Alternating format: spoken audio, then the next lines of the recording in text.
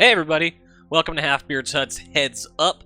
Today we're checking out Drive Any Track, which is in early access on Steam. It came out in early access like 5 weeks ago or so, back near the end of May. And it is a kind of race, it's a music game where you're racing on your music tracks. Not dissimilar to something like Audio Surf, but curious nonetheless. So we're just gonna jump in here. I've got a wonderful little folder all set up and ready to go. There it is, music game tracks. Got a few different things here. Let's just start off with how about Phoenix Wright Objection? That's a good choice. Because there is only one game mode in this. There is not, like, a multiplicity of modes or anything like that. It's just a straight single mode, but that single mode is pretty engaging. So it is worth checking out. We're just jumping right in. I pick a car. There's a number of different cars you will unlock as you go. They all have their own looks. I don't know if they actually impact the gameplay at all. That's a good question. It doesn't seem like they do. It seems like they might have slightly different handling profiles, but not to the point of it really meaning anything. However, there is different looks you can apply to those. I'll show that later. You just gotta jump in. And the idea here isn't so much that you are trying to follow the beat, so much that you are trying to beat the beat. See, that line there, that marker, that is the actual tempo of the song, the tempo and pace of the song. And as you'll kind of notice, the map kind of works with that tempo. If you are following that tempo dead on, the pickups and the obstacles and the jumps will all kind of land on beat with that. Now, your goal is to try to stay in sync with the song, but also to try to beat the song by racing ahead of it. Racing ahead of the song will get you tons of points, as will picking up these markers, which give you boost power. Eventually, you earn a boost, like you get forward on there. As will doing sick tricks, like drifting, or jumping, or doing rolls, and hopefully we'll get to a point where there'll be some of that soon. We haven't seen any yet, which is strange. But normally you'll come across some jumps and stuff. Kind of depends on where the song is. This is a pretty basic song, because you're not seeing a ton of it. It's just a little bit of little bit of a windy track without too much worries. There's a jump up ahead though. And jumps are often like this, where you can see that one with it's kind of uneven. That's where if you can get a good sweet roll going on. And a lot of it's just trying to do awesome sweet tricks in order to get a better jump. That song's, pretty low, pretty basic, not too hard. Really easy to just get a good feel for the way the tracks move. And I drove 100% in sync, because I'm super good. Except I'm not. Whatever. I did real well. And you get some XP, which gives you your next rank. I don't remember what ranks do. You also collect these coins. These coins can be used to buy new cars. So there should be some new cars in here that I can purchase. You can also go customize your cars and buy packs, which give them cool new looks. So buy this one for this one. Spend 600 tokens and buy this for the Razor. Respray it. And now it looks like that. And then let's pick a harder track. How about... No, that's not what I want. Stuff everywhere. Where is it? There we go. Let's go with the Witch's Lair. This is the Gruntilda theme from Banjo-Kazooie. I like Banjo-Kazooie. This seemed like a good choice. I grabbed video game music, because I always grab video game music for these sorts of things. Show you what one with a... This one's got some really specific and noted rhythm to it, so you'll really be able to kind of see how this game is reading the music. I've already played through this track on here, so I know what it's like. This is a hard one, too. It does let you know how hard it's going to be. Oh, let's use the car we just painted, because why not? The Razor. And rocket. Nope. Oh, and yeah, it's all about kind of getting those jumps. Staying in line with the music. Try to keep it sync. There is another bar behind me. Yeah, 6-spin. And as you can see, the longer you're spinning or drifting or whatever, the more points you're getting. So it's worthwhile to try to be smart. And that's what I was going to talk about. Now I'm a bar behind. Now I'm out of sync with my music. Once I surpass that bar, I'm back in sync. Fuck, there's another bar. Oh, shit. I am playing badly. Get a spin. Oh, and then I fell off. Now it's resyncing you. It moves really smoothly. When you fuck up, you're back on track pretty easily. You don't have to worry about really staying in beat with the music too much. It's kind of just, like, race as best you can. That's more important than trying to stay on beat. Let's get a drift on. You can just... The drift's kind of weird. It's got a bit of a strange feel to it, but it's just, holding X. It's very Mario Kart's kind of drifting. Not, race sim kind of drifting. You kind of just... It kind of just makes your car go all slidey. That's worth noting. Whoop. Away from that, I'm just crashing into shit left and right. I'm not playing very well. This is a hard game to talk and play. Because you are trying to focus on stuff. I do not have a boost ready to go yet. You know when you do, because it lets you, it's very kindly lets you know, and there's also a bar on the back of your car. And the bar is in a different place on every car, which I think is interesting. To let you know that, hey, you're this close to a boost. So you should be ready for that. Now I've got it, and you can see, like, the bar is full. And as soon as I press the A button, I'll just... Oh, man. I totally flew off the edge of that last time I played this. Oh, what happened? I pressed the boost, and then the boost didn't go. Maybe hitting stuff gets rid of the boost. That's a bummer if that's the case. But yeah, it's fun. You move. It seems to have a good flow to it. It reads the music in a different kind of way. You know, it's not so much that you were trying to follow your music as so much that you were trying to beat it, which is a cool idea. You know, every music game generally tends to be about you keeping in sync with your music, so not so much being aggressive against your music, which I like that as a concept. Yep. Fly up that jump. Keep moving up. You can never really, like, beat the line, though. Like, you can get ahead of it, but it's very hard to stay ahead of it. As soon as your boost ends, you will kind of resync with the top line. But you just want to try to keep with that top line as much as possible, because that is where the song is actually playing. Yeah, I'm playing like dog shit tonight. I'm not gonna beat my score for this particular song. It is fun though. It's very relaxing. It's a good active way to listen to your music. It's got that same kind of zen feeling that Audio Surf does, without all the puzzle elements. And I think it looks real good. I think it's got a really good kind of Tron look to it. I think the neon backgrounds, everything work. The cars I like. I like that there's a good variety of cars, and they all kind of have a different look and feel to them. And they, you know, it's not just like here are several different sports cars. There are weird, you know, you got that big Havana Cadillac sort of thing. You get this great like 1920s Batman car sort of thing. I'll show them off a little bit in a sec. They all have their own kind of look and feel, and I really appreciate that. It's a long song. I kind of forgot how long the Gruntilda theme goes. That's fine. The Phoenix Wright song was very short, so this will balance it out. I'm just hitting shit left and right.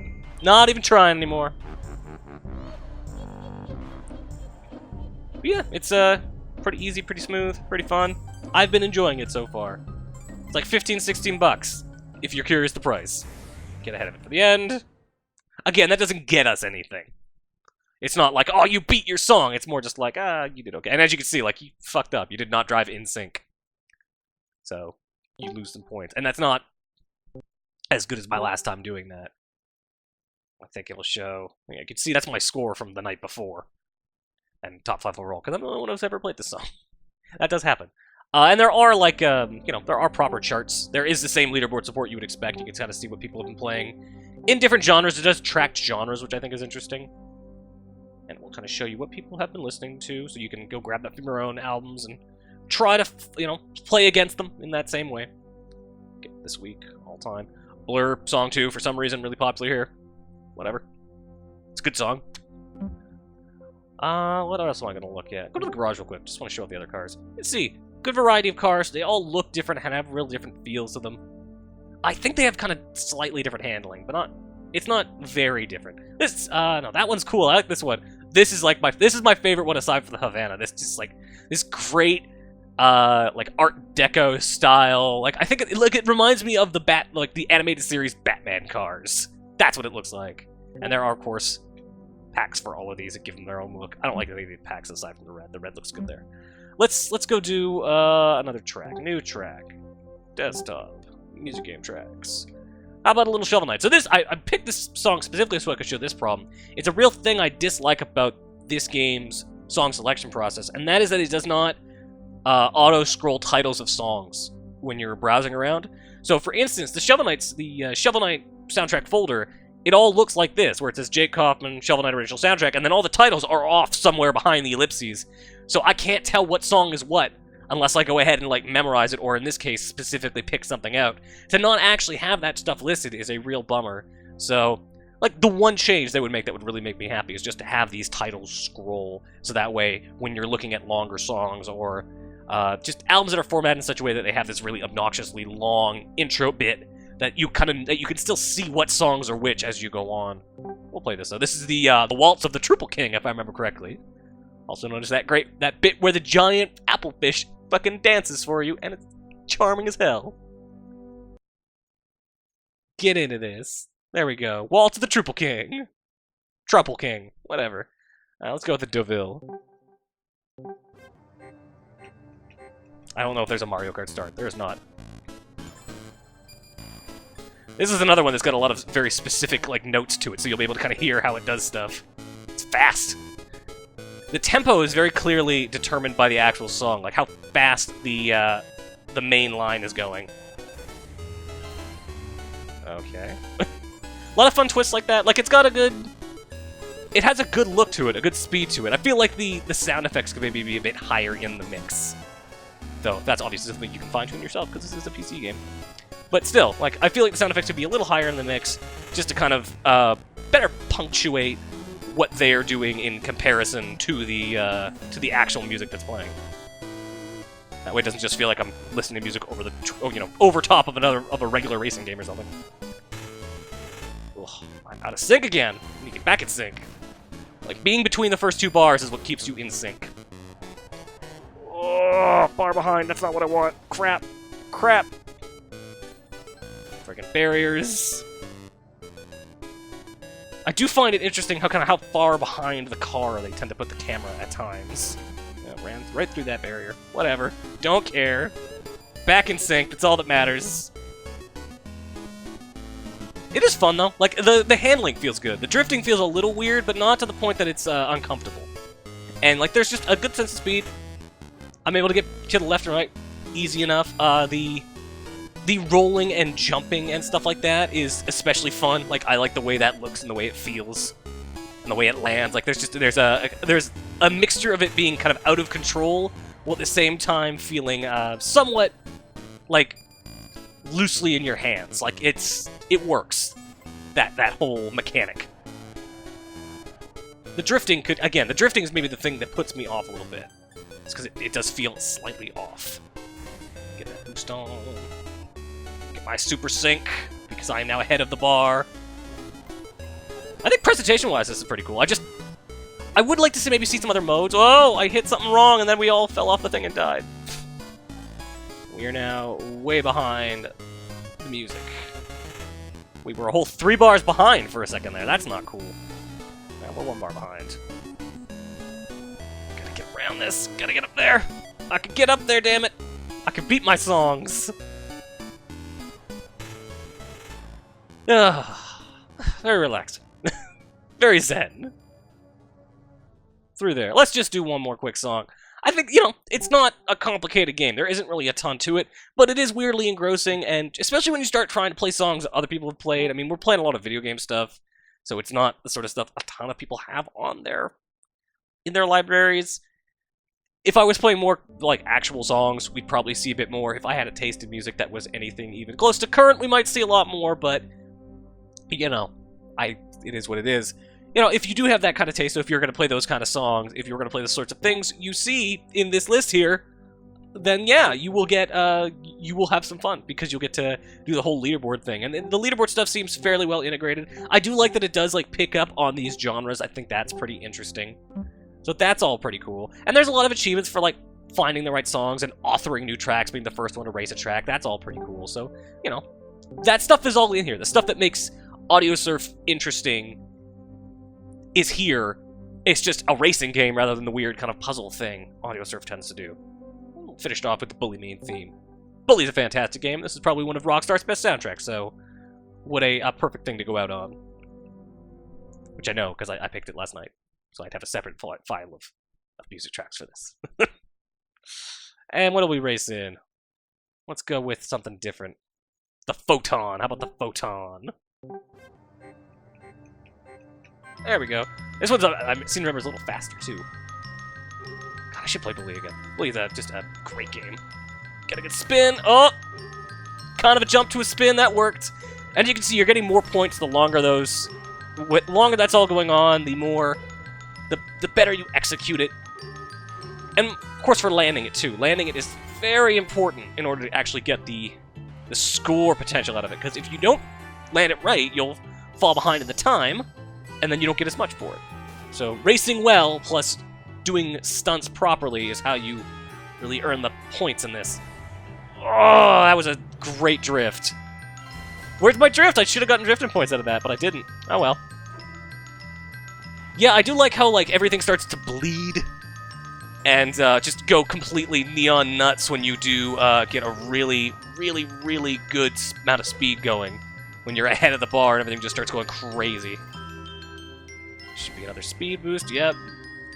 Like the way the whole world just kind of starts to fade out. Like it's a good look. It's a lot of really good presentation. I would say they could do a little bit more with the gameplay. I think there's more stuff they could put in the map, maybe some other modes or something. But the presentation is there. I think the base concept's really solid.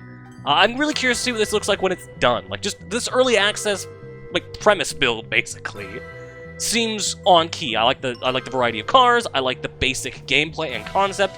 I like the way it seems to be using the music to kind of do everything. Like the tempo defines the speed of the bars, the beats and notes seem to define where power-ups are placed and where barricades are placed, and the underlying rhythm seems to define a lot of the jumps and stuff. Like I've noticed that I'm landing and jumping on specific points within the song, and that's really good use of the song. It's the using every part of the Buffalo version of a music game.